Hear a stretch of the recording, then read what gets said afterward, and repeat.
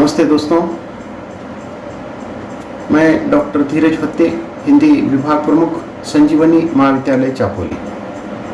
आज के इस ऑनलाइन ताशिका में आप सभी का हार्दिक स्वागत है। बीए प्रथम वर्ष ऐच्छिक हिंदी पाठ्यक्रम के अंतर्गत नाटक तथा एकांकी इस चौथे प्रश्न पत्र में अभंग गाथा इस नाटक को हम देख रहे हैं। इसके पूर्व की ताशिका में अभंग गाथा नाटक के नाटककार डॉक्टर नरेंद्र मोहन की जीवन चरित्र को हमने देखा है। आज के ताशिका में हम अभंग गाथा नाटक की चर्चा करते हैं। अभंग गाथा इस नाटक के नाटककार डॉक्टर नरेंद्र मोहन हैं। नरेंद्र मोहन ने अभंग गाथा इस नाटक में महाराष्ट्र के वारकरी संप्रदाय के संत तुकाराम के जीवन चरित्र पर आधारित ये नाटक लिखा है। संत तुकाराम के जीवन के विभिन्न पहलुओं को ये अभंग गाथा नाटक हमारे सामने प्रस्तुत करता है। इसके साथ ही संत तुकाराम के संतापों और उनके संघर्ष की गाथा को अभंग नाटक के आधार पर हमारे सामने उपस्थित किया है। तो इस प्रकार हम जानते हैं कि अभंग गाथा मराठी के संत कवि तुकाराम पर केंद्रित नाटक है। कबीर को केंद्र में रखकर इस नाटक का सृजन करने वाले नरेंद्र मोहन की जो दृष्टि है, 16वीं शताब्दी में महाराष्ट्र की भूमि पर सामाजिक समता की पृष्ठभूमि तैयार करते हुए वारकरी परंपरा का सूत्रपात करने वाले तुकाराम पर केंद्रित हुई और उसी को आधार बनाते हुए इस अभंग गाथा नाटक की उन्होंने रचना की है। केवल वारकरी ही नहीं बल्कि वारकरी संप्रदाय के सिरपोर संत तुकाराम रहे हैं। वारकरी का जो अर्थ है वह वारी करने वाला। संत तुकाराम विट्ठल के उपासक रहे हैं और ये जो वारकरी है अर्थात ही कभी न खत्म होने वाली यात्रा के राही थे। उन्होंने अभंग के माध्यम से अपनी विद्रोही चेतना को अभिव्यक्त करने का प्रयास किया है। मराठी में अभंग लय के विविध प्रयोगों वाला छंद है। साथ ही वीणा, करताल और मृदंग की संगति में गायन की पद्धति अभंग है। अभंग का अर्थ जो भंग न किया जा सके, नष्ट न किया जा सके। तो इस प्रकार इस नाटक में संत तुकाराम के सच के प्रति निष्ठा और उसे अमल में लाने के साहस पर केंद्रित ये नाटक रहा है। संत तुकाराम ने पारिवारिक एवं सामाजिक दबाव और तनाव को वो किस प्रकार झेलते रहे तथा उच्च वर्ग द्वारा उन्हें पग पग पर किस प्रकार प्रताड़ित, अपमानित और लांछित होना पड़ा, परंतु वह अपने पक्ष को निडरता से दृढ़तापूर्वक प्रस्तुत करते रहे। उनकी जो अभंग वाणी है उनके जीवन दर्शन को व्यक्त करती है। उसे समझे बिना हम उन्हें जान नहीं सकते। जनभाषा को माध्यम बनाकर सहज सरल शब्दों में उन्होंने सामाजिक दुरावस्था एवं पाखंड का जमकर विरोध करते हुए अपने अभंगों द्वारा समाज में एक नई क्रांति की जो पहल है संत तुकाराम ने की है।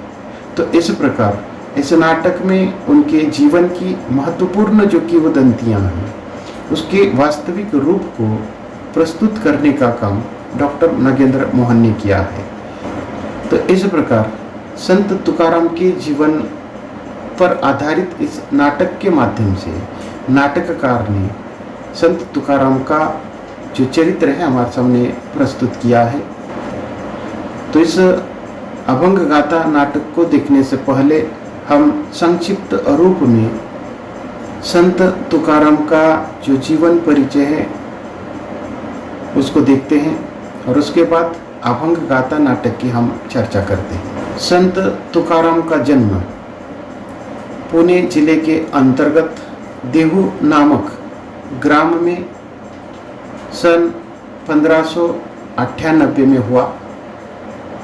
इनकी जन्म तिथि के संबंध में विद्वानों में मतभेद है तथा सभी दृष्टियों से विचार करने पर शके 1520 में जन्म होने की मान्यता प्रतीत होती है। पूर्व के 8वें पुरुष विश्वंभर बाबा से इनके कुल में विट्ठल की उपासना बराबर चली आ रही थी।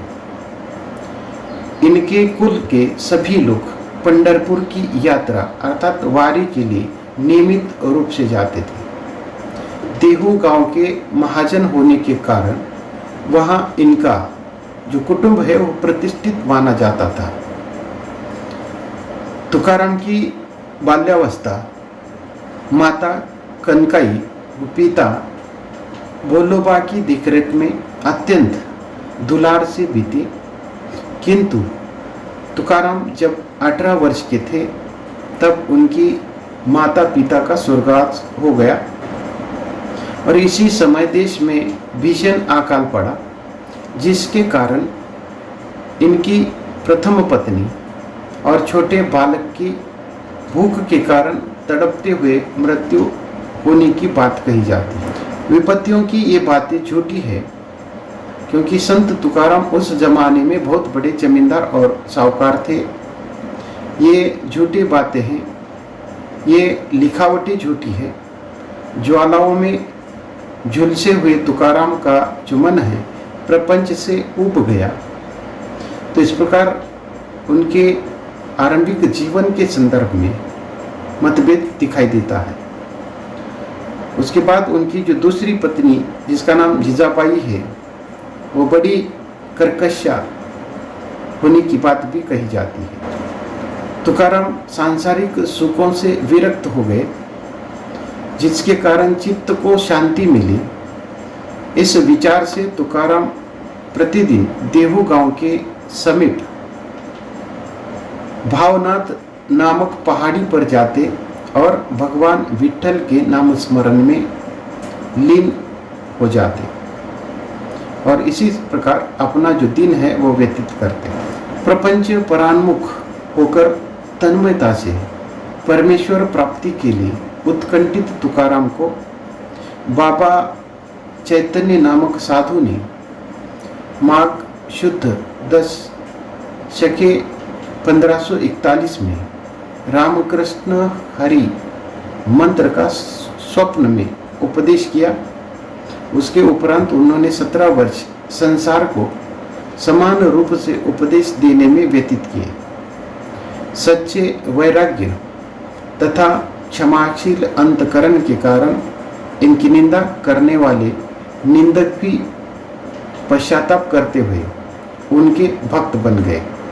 तो इस प्रकार भगवत धर्म का सबको उपदेश करते हुए परमार्थ मार्ग को आलोकित करते हुए अधर्म का खंडन करने वाले तुकाराम ने फाल्गुन बंदी अर्थात कृष्ण द्वादशी शके 1571 को देव विसर्जन किया, यानी कि उनकी मृत्यु हो गई।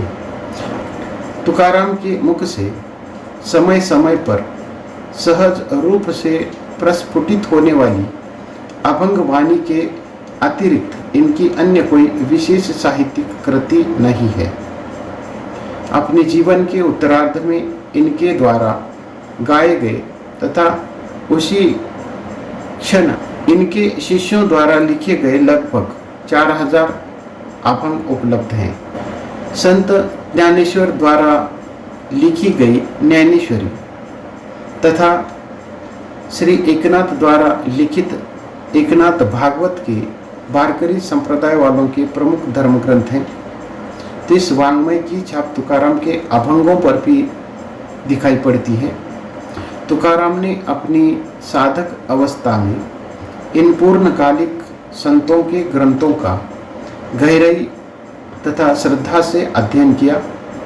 इन तीनों संत कवियों के साहित्य में एक ही आध्यात्मक सूत्र पिरोया हुआ दिखाई देता है तथा इन तीनों के परमार्थी विचारों का अंतरंग भी एक रूप है। ज्ञानदेव की सुमधुर वाणी काव्यालंकार से मंडित है। एकनाथ की भाषा विस्तृत और रस प्लावित है, परंतु तुकाराम की वाणी सूत्रबद्ध, अल्पाक्षर, रमणीय तथा मर्मभेदक है। तुकाराम का अभंग वाङ्मय अत्यंत आत्मपर होने के कारण उनमें उनके परमार्थी जीवन का संपूर्ण दर्शन होता है। कौटुंबिक आपत्तियों से त्रस्त एक सामान्य व्यक्ति किस प्रकार आत्म साक्षात्कारी संत बना, इसका स्पष्ट रूप उनके अभंगों में दिखाई पड़ता है। उनमें उनके आध्यात्मिक चरित्र की साकार रूपों में 3 अवस्थाएं दिखाई पड़ती है। प्रथम साधक अवस्था में तुकाराम मन में किए किसी निश्चयानुसार संसार से निवृत्त तथा परमार्थ की ओर प्रवृत्त दिखाई पड़ते हैं। दूसरी अवस्था में ईश्वर साक्षात्कार के प्रयत्न को असफल होते देखकर तुकाराम आध्यात्मिक निराशा की स्थिति में जीवन यापन करने लगे। उनके द्वारा अनुभूत इस नैराश्य को जो वास्तविक चित्रण अभंगवाणी में उन्होंने लिखा है, उसकी हृदय वेदकता मराठी भाषा में सर्वथा अद्वितीय है। किंकर्तव्य मूढ़ता के अंधकार में तुकाराम जी की आत्मा को तड़पने वाली घोर तमस्विनी का शीर्ष ही अंत हुआ और आत्म साक्षात्कार के सूर्य से आलोकित तुकाराम ब्रह्मानंद में विभोर हो गए। उनके आध्यात्मिक जीवन की यह अंतिम एवं चिर वांछित सफलता की अवस्था थी। तो इस प्रकार ईश्वर प्राप्ति की साधना पूर्ण होने के उपरांत तुकाराम के मुख से जो उपदेश वाणी प्रकट हुई वह अत्यंत महत्वपूर्ण और अर्थपूर्ण है। स्वभावतः स्पष्टवादी होने के कारण इनकी वाणी में जो कठोरता दिखाई देती है या पड़ती है, उसके पीछे इनका प्रमुख उद्देश्य समाज से दुष्टों का निर्दलन कर धर्म का संरक्षण करना ही था। तो इन समाज के दुष्टों की ओर ध्यान न देते हुए धर्म संरक्षण के साथ साथ पाखंड का खंडन का जो कार्य है निरंतर उन्होंने चलाया। दाम्भिक संत, अनुभव शून्य पोथी पंडित, दुराचारी, धर्मगुरु इत्यादि समाज कंटकों की उन्होंने अत्यंत तीव्र शब्दों में आलोचना की है। तुकाराम मन से भाग्यवादी थे, अतः उनके द्वारा चित्रित मानवीय संस्कार का जो चित्र है, निराशा, विफलता और उद्वेग से रंगा हुआ है।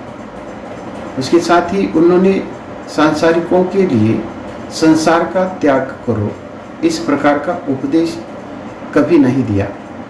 उनके उपदेश का यही सार है कि संसार के क्षणिक सुख की अपेक्षा परमार्थ के शाश्वत सुख की प्राप्ति के लिए मानव का प्रयत्न होना चाहिए। काव्य दृष्टि से वे भाग्यवादी थे। उनके द्वारा चित्रित मानवीय संसार का चित्र निराश, विफलता और उद्वेग से रंगा हुआ है, तथापि उन्होंने सांसारिकों के लिए संसार का त्याग करो इस प्रकार का उपदेश कभी नहीं दिया। तुकाराम की अधिकांश काव्य रचना केवल अभंग छंद में ही है, तथापि उन्होंने रूपकात्मक रचनाएं भी की है। सभी रूपक काव्य की दृष्टि से उत्कृष्ट हैं। इनकी वाणी श्रोताओं के कान पर पड़ते ही उनके हृदय को पकड़ लेने का अद्भुत जो सामर्थ्य वह रखती है। इनके काव्यों में अलंकारों का यह शब्द चमत्कार का प्राचुर्य नहीं है। इनके अभंग सूत्रबद्ध होते हैं। थोड़े शब्दों में महान अर्थ को व्यक्त करने का इनका कौशल मराठी साहित्य में अद्वितीय है। तुकाराम की आत्मनिष्ठ जो अभंगवाणी है जनसाधारण को परम प्रिय लगती है। इसका प्रमुख कारण अगर क्या है तो सामान्य मानव के हृदय में उद्भूत होने वाले सुख दुख, आशा निराशा, राग लोभ आदि का प्रकटीकरण इसमें दिखलाई पड़ता है। तुकाराम के वाङ्मय ने जनता के हृदय में ध्रुव स्थान प्राप्त कर लिया है। ज्ञानेश्वर, नामदेव आदि संतों ने भागवत धर्म की पताका को अपने कंधों पर ही लिया था, किंतु तुकाराम ने उसे अपने जीवन काल में ही अधिक ऊंचे स्थान पर फहरा दिया। उन्होंने अध्यात्म ज्ञान को सुलभ बनाया तथा भक्ति का डंका बजाते हुए आवाल वृद्धों के लिए सहज सुलभ साध्य ऐसा भक्ति का जो मार्ग है अधिक उज्जवल कर दिया।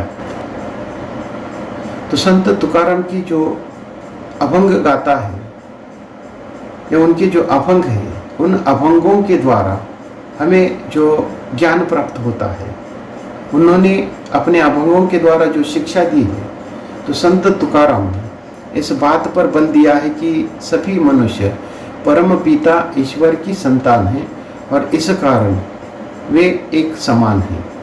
संत तुकाराम ने किसी प्रकार का भेदभाव नहीं किया है। संत तुकाराम द्वारा महाराष्ट्र धर्म का प्रचार करते हुए जिनके सिद्धांत भक्ति आंदोलन से प्रभावित रहे हैं, महाराष्ट्र धर्म का तत्कालीन सामाजिक विचारधारा पर बहुत गहरा प्रभाव हमें देखने को मिलता है।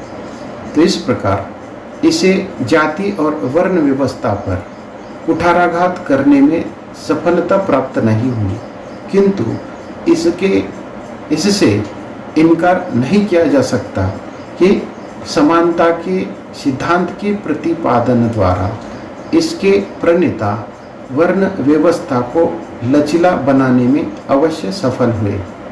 तो इस प्रकार महाराष्ट्र धर्म का उपयोग श्रीमंत छत्रपति शिवाजी महाराज ने सभी वर्ग को एक सूत्र में बांधने के लिए किया है। तो इस प्रकार संत तुकाराम का जो जीवन है, जिसका हमने संक्षिप्त मात्रा में परिचय इसके अंतर्गत देखा है, संत तुकाराम के जीवन चरित्र को और अधिक विस्तार से देखने के लिए नरेंद्र मोहन द्वारा लिखित अभंगवाणी को हमें अगली ताशिका में देखना है। अभंगवाणी इस नाटक के द्वारा नरेंद्र मोहन जी ने संत तुकाराम के जीवन के विभिन्न अंगों को हमारे सामने उपस्थित किया है। साथ ही उनके जीवन की जो परेशानी है, उनका जो जीवन संघर्ष है, उसके कई आयाम उनके अभंगों से हमारे सामने उन्होंने उपस्थित किया है। तो हम अगली ताशिका में नरेंद्र मोहन के अभंग गाथा इस नाटक की कथा वस्तु की हम चर्चा करते हैं। आज के लिए बस इतना ही, हम यहाँ रुकते हैं। धन्यवाद।